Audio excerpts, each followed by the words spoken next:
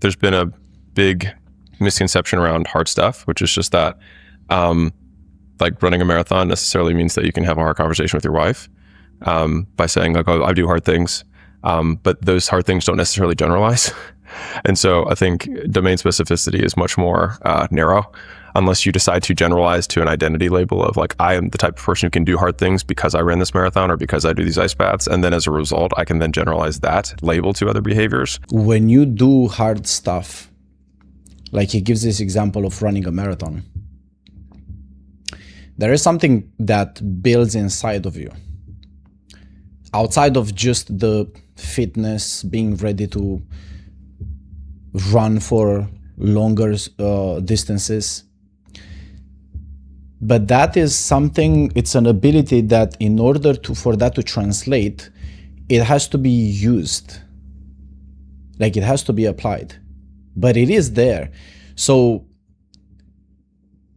the idea here is that, well, if you do this, it doesn't necessarily mean that you can do other hard stuff. Well, yes, but that doesn't mean that that is not available to you. It is. It's just a matter of using it. But if you can make that label and identify with it, then you don't need to run the marathon in order to do the hard thing. And that is definitely something that I do not agree. Because you cannot really use a label to become a different person. You cannot really have what you don't have just because you say you have it, just because you put a label on yourself. That, the ability has to be built. The identity can be set. Like you can literally say anything about yourself. Maybe if you've ever tried positive affirmations, I'm rich, I'm this, I'm smart, I'm this and that, that doesn't work. And the reason it doesn't work is because, well, you are not that. And deep down inside, no matter how many times you repeat that, you apply the label onto yourself, you know that is not true. So you cannot really have it until you actually build it. And that's why there are no shortcuts. This is how you can trust that this is the truthful solution, is because this is not a quick, like a get rich quick scheme.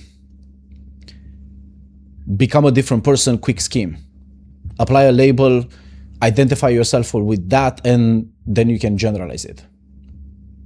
Not necessarily. Work has to be done. The amount of risk that they are willing to put their physical bodies in, like literally their lives at stake, but then how that doesn't necessarily translate to being able to have a, like, call it vulnerable conversation with a wife, spouse, lover, etc. It's just interesting. And this is again back to like, these things don't generalize. They look good, but they do not mean the same thing. Well, again, they do not generalize because they're not applied. The ability is there. If a person is able to put themselves through hardship, do the right thing but the hard thing in one area of life, it doesn't mean that they couldn't or they cannot, like he says, have a vulnerable conversation with your significant other. It doesn't mean that they cannot. It means that they are not using it. They're not applying themselves in that area, but the ability is there. Because it's more publicly laudable. You can flex it online and you can tell people, I ran a marathon, as opposed to when my partner asked me a difficult question, I didn't shy away from it. I told them the truth. And that is because results are visible. They are quantifiable. Like he says, you can brag with it. You can flex with it because, again, they are out in the open. Everyone can see it. But the real value is in the personal transformation that is invisible. When you do hard stuff, not just that you become better at whatever you're doing, running a marathon, you become more fit, you become better as a marathon runner. But also on the other side, you are developing this invisible skill to apply that to anything else that you want, but you have to apply it. And the reason it works this way is because visible, invisible. Results are visible, the inner transformation is not. But if you apply yourself as a person that already is doing hard things in one area of life, if you would apply yourself, if you would literally test yourself in other areas of life, some of that inner transformation is transferable. By all means, if someone's like, I started doing jujitsu and it completely changed my life, it's like, that's awesome. But it probably isn't because you learned how to do guard better. It's probably because like what learning to do guard meant for you changed these other series of behaviors down the line. How correlative? And that is exactly the personal transformation, the inner, the invisible transformation I was talking about. It's not about the jiu-jitsu skill you learn to do guard better, but in the process of that, you have faced some adversity, you have managed yourself, you have built your resilience, and then again, that is transferable. And how many people who develop the skill to do hard physical tasks as a transformation, how many of those do you think carry over into being able to do the hard thing emotionally? Probably the same in the opposite direction. The guys who are like, can have quote hard conversations, the attorney who can get through all these complex ideas and have whatever then sucks on at jiu-jitsu or sucks at in the weight room or doesn't try hard. I think, I just think that skills are more specific unless you generalize them. How do you generalize? I think it's creating labels and identity with personality. And so if we define personality by the aggregate of how you behave in all conditions, right? So all these conditions, how you act is your personality. The label we ascribe to that personality would then be the identity. And so if we decide to change that label, then that label, this is getting a little technical, but basically becomes a global reinforcer for your behavior. Like I am honest. And so we make this label, and then honest has a lot of sub behaviors underneath of it that we then act because we believe that honest is good. And so we want to act in accordance with this global reinforcer for ourselves. And so when we enter a new situation, we think, okay, what is in alignment? What behavior is most aligned with this label? And then we do that. And then when we don't act that way, then we feel guilty because we broke our own rules of behavior. So this is psychology 101, and it sounds very good on paper. First, he said at least two things from what I remember.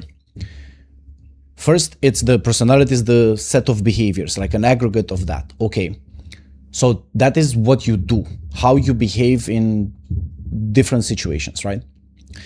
But then he said like the transformation happens when you apply a label on that, on the personality, like identity.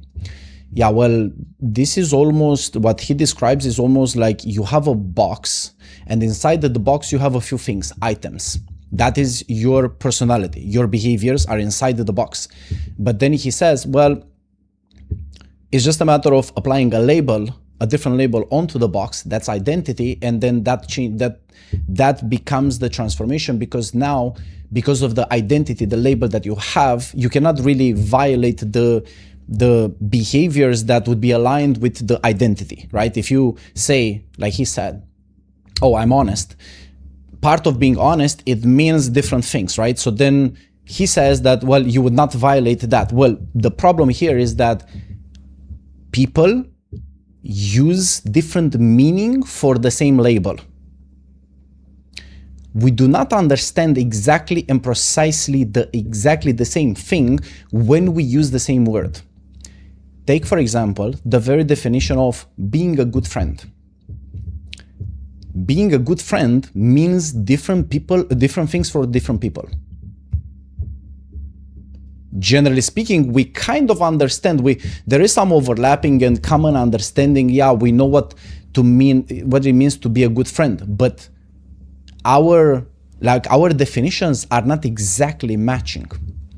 Some person in a different situation, they will be like, yeah, I'm a good friend, but, and then what follows after the but is kind of like their flavor of what it means to be a good friend. And another person, referring to exactly the same word, friend or good friend, might have, generally speaking, the same definition, but, and their but in different situation is different than the first person. And this is how, when someone says love and the other person says love, they kind of mean the same thing, but not really. And for this reason, what you have inside the box, like the the behaviors that you link to the identity, to the label, they're not the same for everyone. So it's not like, oh, every person applying the label, they are going to assume or submit or commit to the same behaviors. No, because they have their own definition inside that. So therefore, that's where the difference is. It doesn't work this way. The big lesson here is just because you're doing hard things in one domain does not mean that it crosses over into all domains unless you purposefully try to make your identity wrapped up around it. You see here, they're getting closer to that, but it's not about wrapping your identity. It's just applying yourself. It's just deciding that, you know what, I want to have, or I need to have a difficult conversation with my partner, and it is the right time to do it. I maybe have never had that before, and I'm a bit nervous about it, but I will do it. It's not about identity. It's not like, oh, I'm the kind of person that does this. No, sometimes there will be no prior record for you to build an identity on. There will always be a first hard conversation with your partner. There is no identity unless you just completely fabricate it. There is just willingness, just a desire to solve things, to improve things, and just what you want to do. And then based on that, well, you apply yourself, and then you're going to see that, well, the fact that I am a marathon runner, somehow it feels that in the conversation I was a bit more, I guess my conversation was more paced. I was pacing myself, just like marathon runners do, right? They don't sprint for the whole marathon. They're pacing yourself. They're managing their energy, their breathing, right? And their speed. So then this person might see that, oh, in this conversation, I was a bit more prepared because of that. They might see it or not see it. It doesn't matter, but it's there. It's something that is transferable. The strongest frames that has gotten me through those harder times is that this is the story I will one day tell. And so it just like almost the more bad things that happen, it's like the more epic the story becomes. And so, I mean, and the main beneficiary of the stories that we tell is ourselves, because we're the giver and the receiver of most of the stories. Beneficiary is not really the right word here, because the stories that we tell to ourselves also, we use them to deceive ourselves. If you are the kind of person that tells yourself the story that you're the kind of person that can get through this, that is functionally exactly what you're chasing. Like what you're after is the story. And oh, this is a very important point. Is it?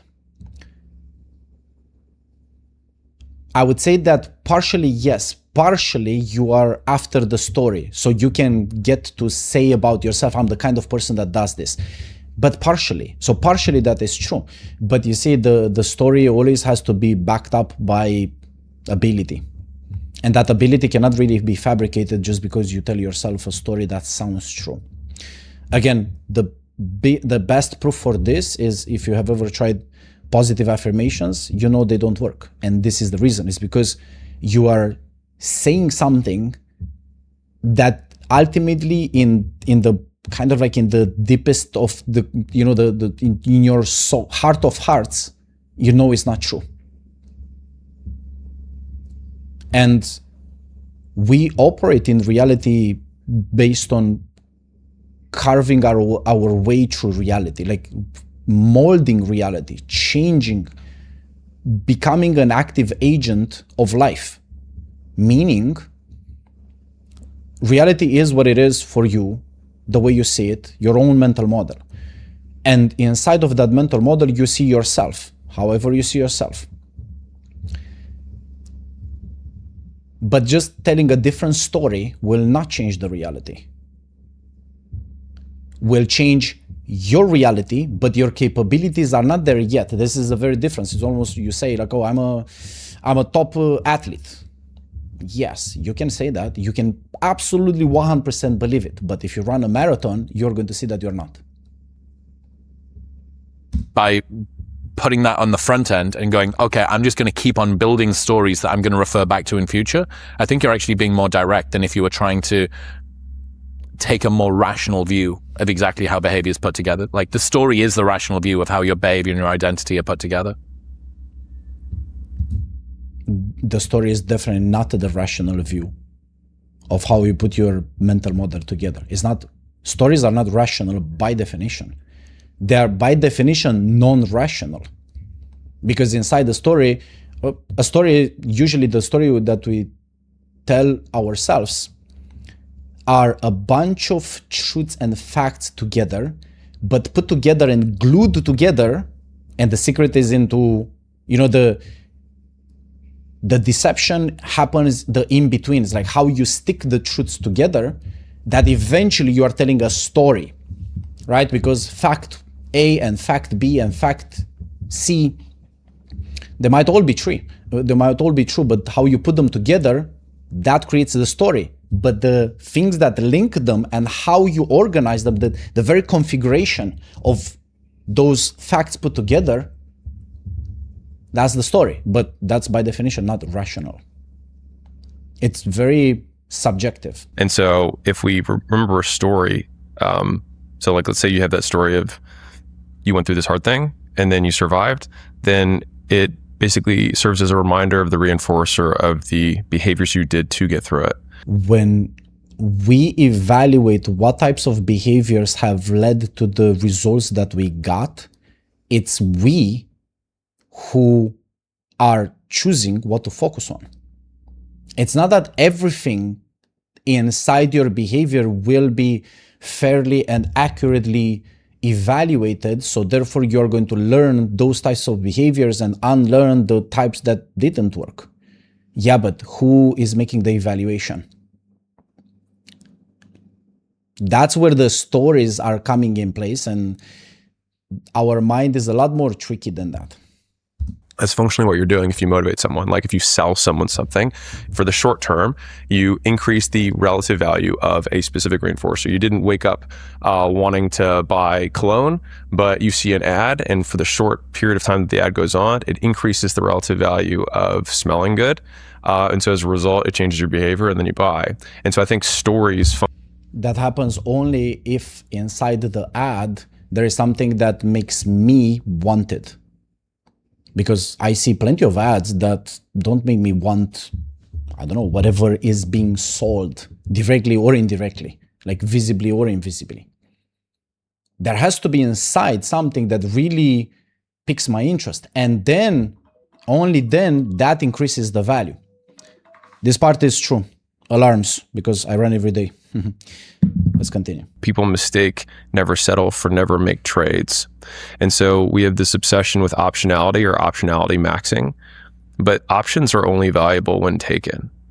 Yeah. And so when we never take the option, which means we don't cash in the option that we have available, like some options need to be taken, and when they are taken, other options disappear. Mm-hmm. Because just having maximum potential does not mean maximum reality. Yeah. Because you need to commit. You have to commit, which is the elimination of alternatives. In the beginning of our lives, when we're younger, we are praised for maximizing our potential, right? How can we have as many colleges accept us? How can we have all the best grades? How can we have all the paths in front of us? But I think many people know people who are really successful earlier on for maximizing potential, but not realizing potential. This part is absolutely spot on. And that is because we don't really have the courage to commit. Inside potential, we feel very powerful. When we have multiple options, we feel like we don't really want to commit, because otherwise it feels like we are losing. Imagine. So I'm just adding, but I totally agree. I'm just explaining why this happens is because all that potential, all that perceived potential, it feels like big, it feels like amazing, it feels like, oh my God, my life is great, right? But your life is not great until you actually commit. You make those choices and then you deny all the other alternatives. But that's the point. People don't do that is because by denying those alternatives, they would feel like this is a downgrade from all that perceived potential to just this. How do you think about overcoming that decision paralysis? Lots of good options in front of you. Spent a lot of time trying to maximize surface area of available options. And it's insane to say, but it's functionally true for humans that more options make you more miserable, not happier. Before Alex responds, it's the answer to that from my perspective is realizing that actually although you perceive all this optionality, all this potential, and it feels good, actually that's a bad trade. It's a bad trade. It's almost like you are stretching your hands and everything kind of like falls through your fingers. And eventually you're going to end up with nothing.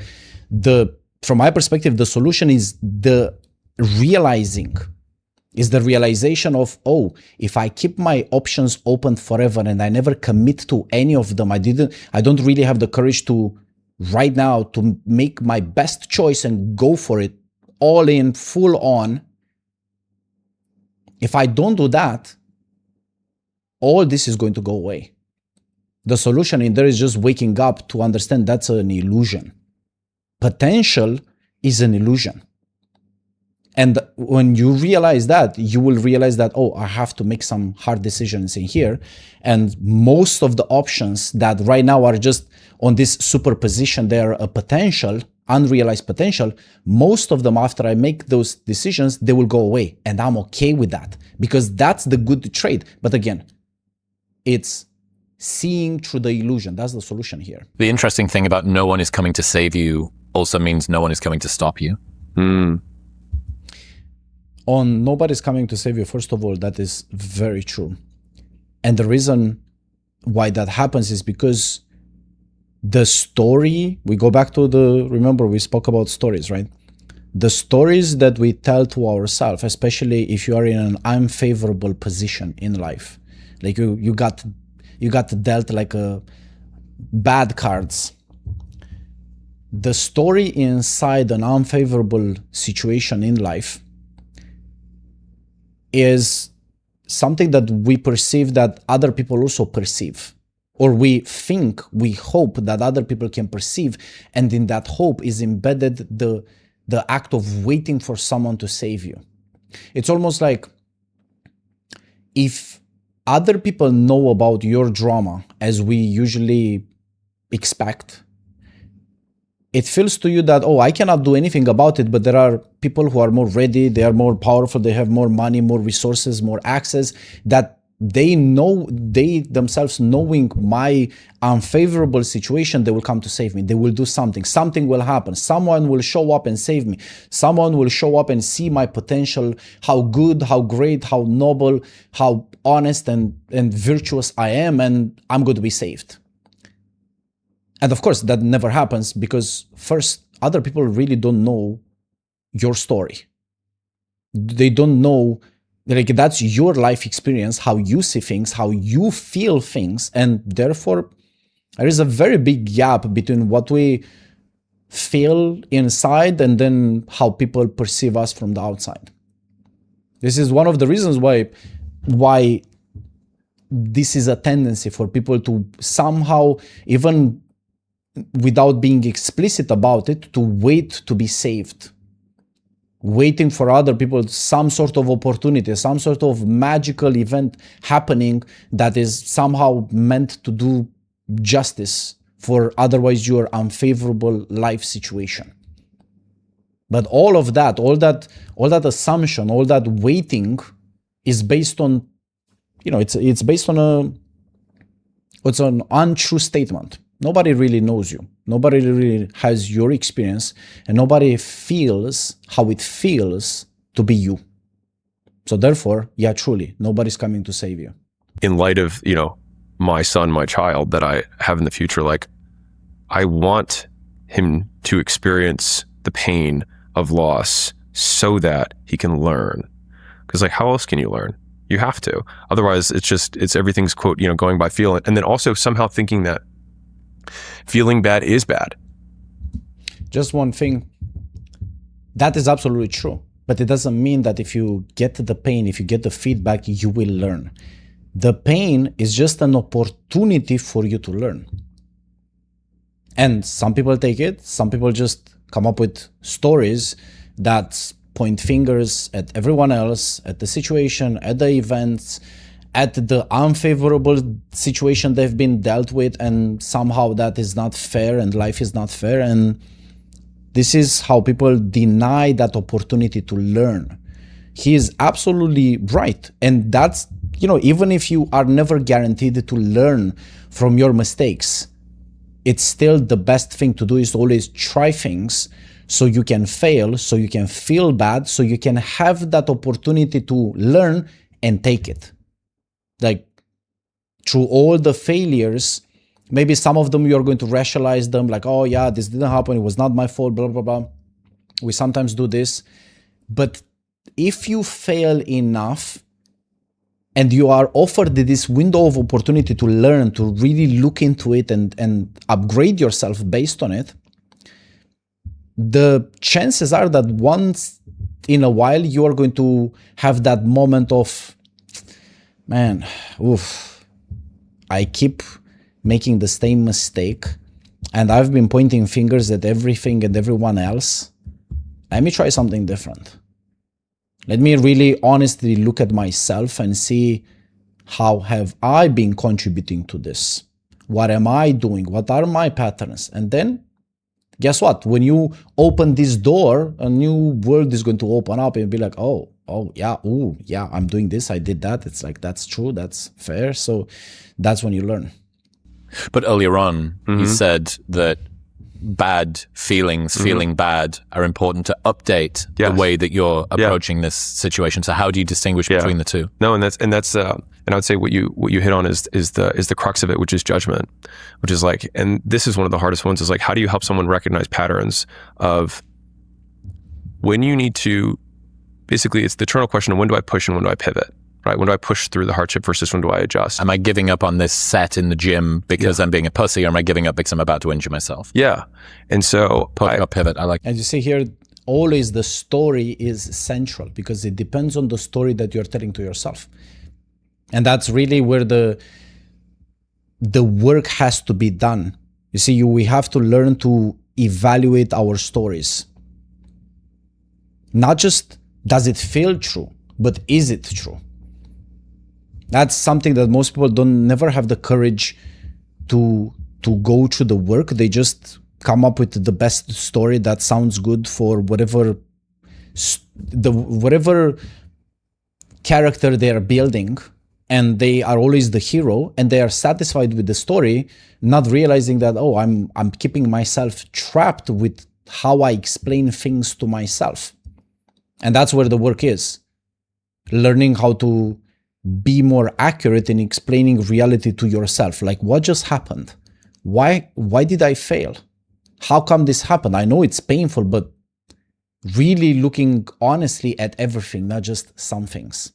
If one of the fundamental assumptions that you began your quest with has been proven untrue based on the feedback, then that is where pivoting makes sense.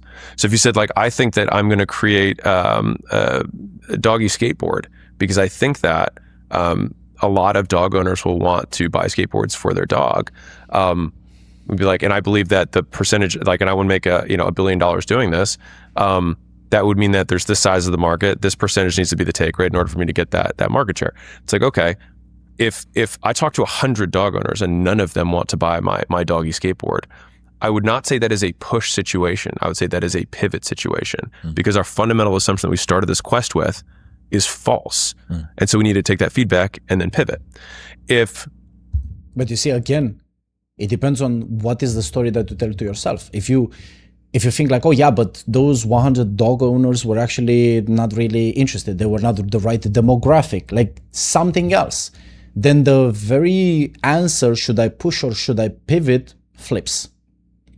And this is why it gets so tricky because, again, we are taking the action, we are getting the feedback, we are the ones evaluating why this happened, and we are telling the story put all together, and eventually it's not so straightforward, oh, you should think like this. Yeah, even if you give this advice to anyone, like to two different people, like, oh, if your assumption is actually demonstrated to be not true, then you should pivot, right? Yeah, but the demonstration happens not in your eyes because you see things different. The other person taking your advice, like Alex is saying, will put different weights on different arguments, and eventually sometimes the answer is going to be completely different than yours. That's why stories and what we believe, the things that we believe, the things that we accept in our perception to be, oh yeah, that's true, that makes the whole difference. But I'm saying it is definitely one of the harder lines to know, like when should I push, when should I pivot? What lesson do I learn from losing?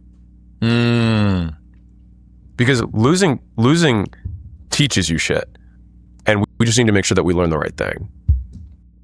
Yes, exactly. When you lose, yeah, you learn things, but it doesn't mean it's absolutely good for everyone, because it depends on what you learn. This is the concept of maladaptation. Everyone is learning something, but the difference is, are they learning the right thing or not? And that makes a very big difference. You see, for people who actually,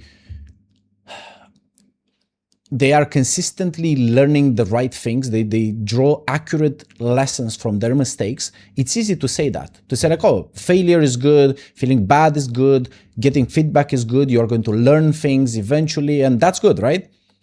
But what is really misses in here is that other people don't really have the same process or framework of learning, and instead of getting better each time when they take some action, there is some pain, some feedback, so they get better. Instead of that, like Alex would be such a person that grows because of the pains and the lesson and the feedback. Other people, because they maladapt, because they learn the wrong lessons, actually they become worse and worse and worse. So their life trajectory is same. Doing things, getting feedback, being painful, feeling bad, but then learning the wrong lesson because the story that they tell to themselves, and then because they have learned the wrong lesson, they are going to maladapt, they're going to adapt in a wrong way, which will make things even worse. So then they get again pain and suffering, and then again they learn the wrong thing, and then they continue like this. And you might say, oh, failure is good, pain is good, it teaches you something. Like, yeah, but it doesn't mean that everyone gets better. Some people get better because of pain, and some people get worse. And you see, it points to the pain itself. It's not necessarily good and not necessarily bad. It's just that it depends on who is looking at the pain and what is the story they tell.